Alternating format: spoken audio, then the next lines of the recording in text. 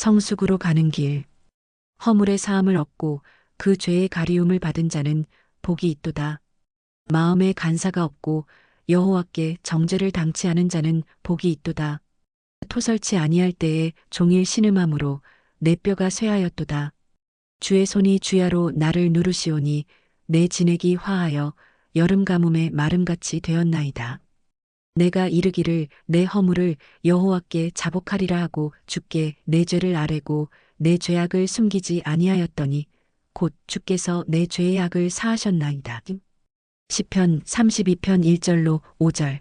우리는 일꾼인데 일을 안 하고 손 놓고 가만히 게으름뱅이로 앉아 있으니까 성령의 역사를 안 줘요. 은혜를 안 주시더라. 그러나 여러분들이 열심히 전도할 때에 성령 주시고 은혜 주시고 능력 주시고 권능 주시고 별것을 다 주십니다. 전도하고 생명을 살리니까 돈도 주시고 먹을 것도 주시고 입을 것도 주시고 능력도 주시고 권세도 주시고 은사도 주시고 다 주실 줄 믿습니다. 마음에 간사함이 없는 자는 복이 있도다. 간사함이 없는 사람은 주님하고 교제를 이루지요. 주님하고 영적으로 교제를 이루는 사람이 복이 있는 사람이에요. 두 번째로 주님은 우리에게 허물과 죄의 가리움을 받는 자는 복이 있다고 말씀하십니다. 주님은 우리에게 허물을 가리워주고 가리움을 받는 자는 복이 있다고 말씀하고 계십니다. 죄가 있지만 우리를 의롭다고 인쳐주시고 우리의 허물을 탓하지 아니하고 다 용서함을 주님께 인정받으면 그것이 복입니다. 주님께 인정받으세요. 여러분들 교회에 가서도 꼭 인정받으세요. 저 사람은 진짜로 변함이 없는 사람이야. 주의 종에게도 인정받아요. 주의 종이 오만 걸 맡겨놔도 잘하는 사람. 말을 따볼따볼 안 하고 허물을 들춰서 말하지 않는 간사함이 없는 자. 바로 하나님께 인정받았던 그 자에게 천국의 열쇠도 맡기겠지요. 금고 키도 맡기겠지요. 굉장히 귀중한 것도 맡기시겠지요. 그리고 교회에서 거침돌이 되지 말아야 해요. 주의 종에게 거침돌 되지 말고 주의 일하는데 거침돌 되지 말고 동역자가 됩시다. 목사님의 동역자가 되고 교회 동역자가 되고 예수님의 복음을 전하는데 동역자가 조력자가 되면 그 가정에 축복을 주실 줄 믿습니다. 요한 1서는 우리의 죄를 자백하고 고백하면 주님은 미쁘시고 의로우셔서 우리를 불의에서 깨끗게 하시더라. 그래서 우리 죄를 자백하고 고백하면 깨끗이 지워주십니다. 현재 짓는 죄도 과거에 지은 죄도 앞으로 지을 죄까지 용서하는 분이십니다. 우리 하나님은 저주를 주는 하나님이 아니고 회개시켜서 질병을 통하여 물질을 통하여 환경을 통하여 회개시키고 새 사람 만들려고 다시 한번 기회를 주기 위해 고난을 주기도 하십니다.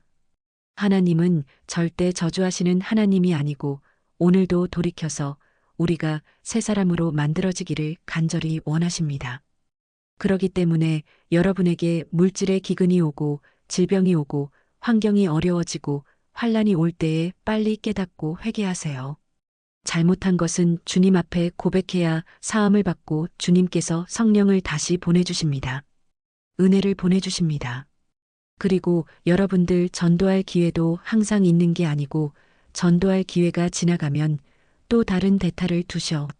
항상 늙을 때까지 전도는 해야 되겠지만 전도도 열심히 전도에 몰두할 때가 와요.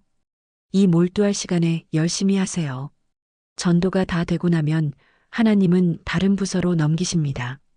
평생토록 전도는 하겠지만 집중해서 전도할 기회를 줘요. 그때를 알아보고 잡아야 해요. 너는 10년 동안 전도해라. 10년 동안 전도하면 1000명은 전도할 것이다. 그래서 10년 전도하고 나면 그 다음부터는 하나님이 전도 안 시켜요.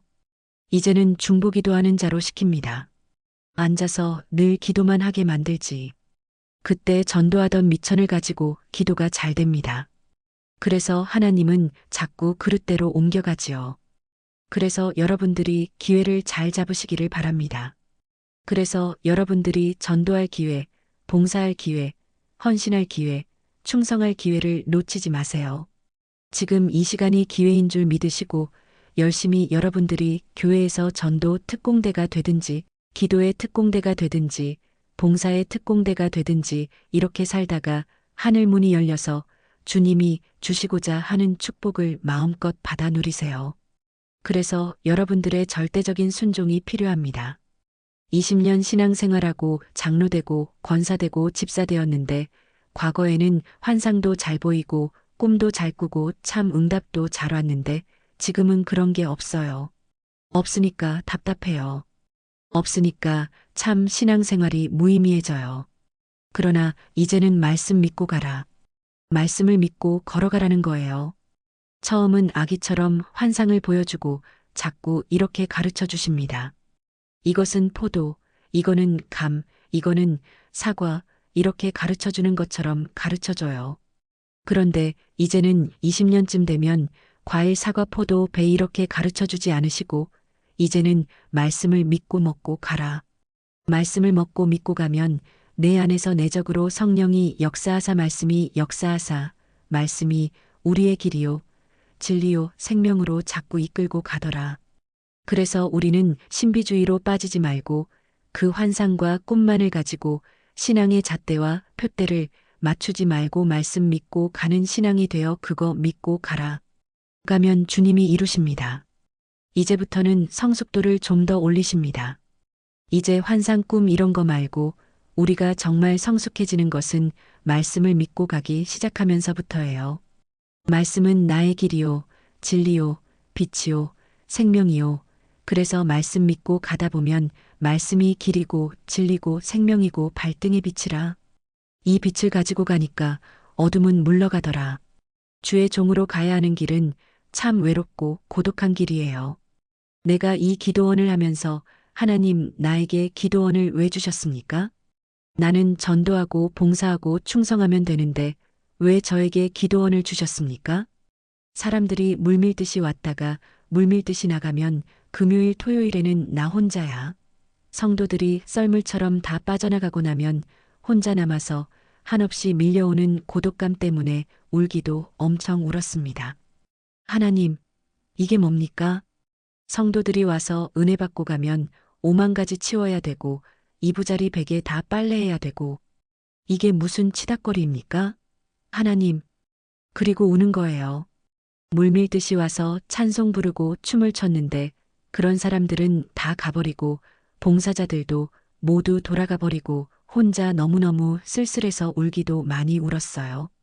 그런데 지금은 눈물도 안 나요. 그냥 하나님, 날 잡아잡서가 되었네요. 그러나 주의 종이 외롭고 고독하고 어렵고 힘들 때에 누가 동역자가 되어주면 그 사람 못 잊어요. 정말 고맙고 감사하고 그래요. 진짜 주의 종이 가는 길은 어렵고 힘들어요. 그러니까 여러분들이 주의 종 오른팔 역할이 되어서 목사님 뭐가 힘듭니까 하고 대접도 하고 보약도 지어드리고 간식이라도 드리고 그러면 그 종은 그 사람을 못 잊습니다. 죽을 때까지 기도하는 거예요. 참, 내가 여기 언니 권사님이 너무 고마워. 숙소를 청소해놓고 꽃도 꼽아놓고 그렇게 간식을 사다가 넣어놓고 하는데 말은 안 했어도 속으로는 너무 고마워. 내가 표현은 안 해도 못 잊고 기도하지. 기도로 갚을 수밖에. 그런 거예요. 오는 정이 있어야 가는 정이 생기는 거예요.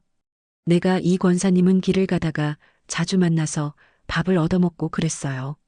혼자서 집회 끝나고 털레털레 집에 가면 밥을 해먹기도 그래서 밥을 사 먹어야 되겠다고 내려가다 보면 저 권사님을 자주 길에서 마주치네.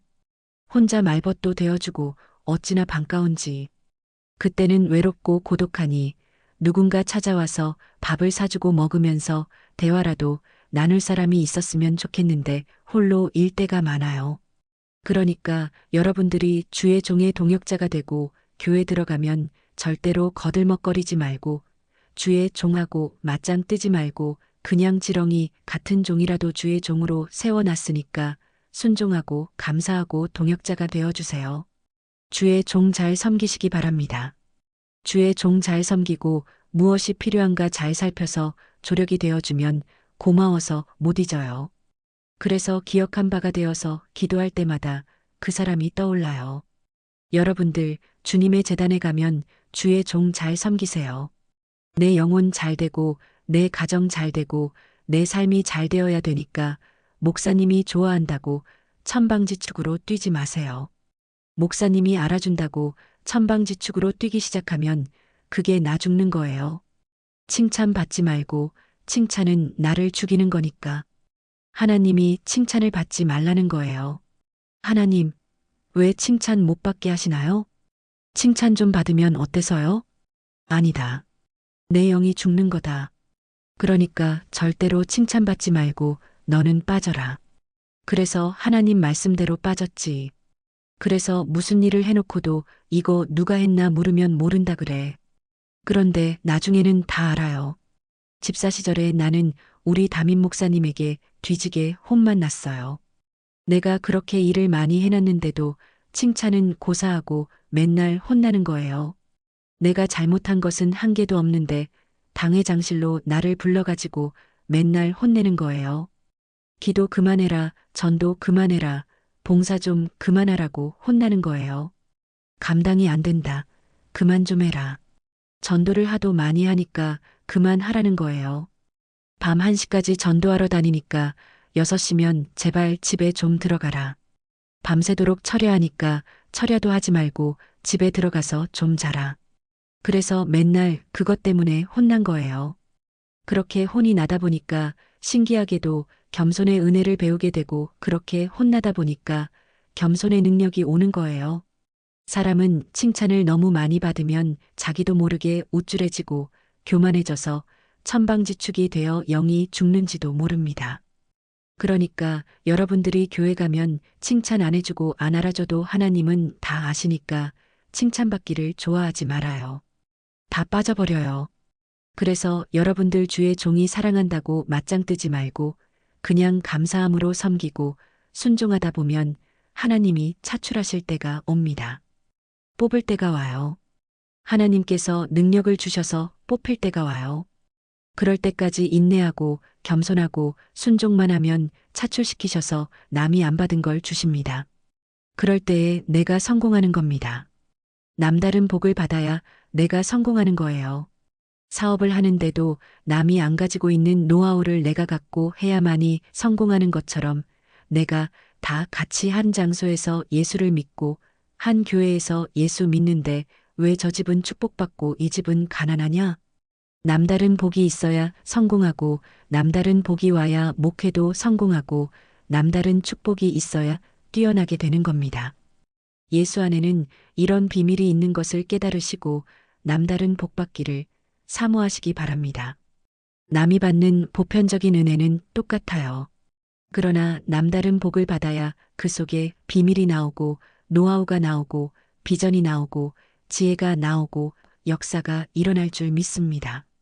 야곱처럼 남다른 복을 받아야 크게 부자도 되는 거예요. 똑같은 장소에서 똑같이 신앙생활을 하는데 똑같은 보편적으로 흐르는 은혜를 받아가지고는 그런 복이 안 와요. 남다른 은혜에 있어야 남다른 복이 오는 겁니다. 그런데 사람들은 칭찬받기를 좋아하고 자기 드러내기를 좋아하지요. 우리는 역설적으로 가세요. 그러면 남다른 기적이 일어나요.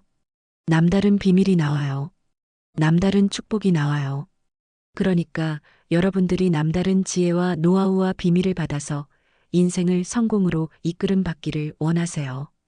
똑같이 밥 먹고 똑같이 은혜 받고 똑같이 있고 그러면 똑같은 사람 되지요. 그러나 남다른 비밀을 받고 남다른 지혜를 받고 남다른 노하우를 받으면 인생은 성공하게 되어 있고 승리하게 되어 있고 자녀는 잘 되게 되어 있고 출세하게 되어 있고 역사는 일어나고 기적은 일어나고 이것이 믿는 사람의 잘 되는 비밀이에요.